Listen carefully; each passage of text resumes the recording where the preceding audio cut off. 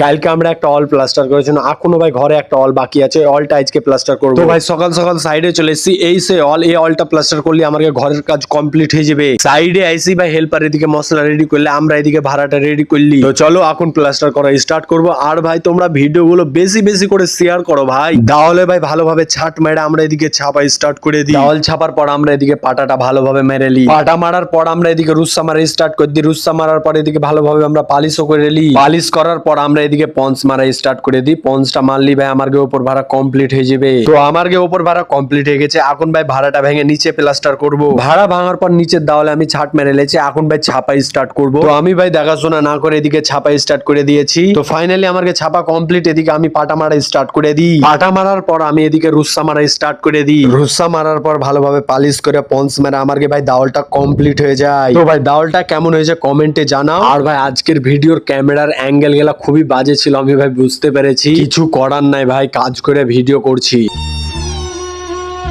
তো ভাই এরকম ভিডিও ডেইলি দেখতে হলে আমাকে ভাই সাবস্ক্রাইব করো। বাই।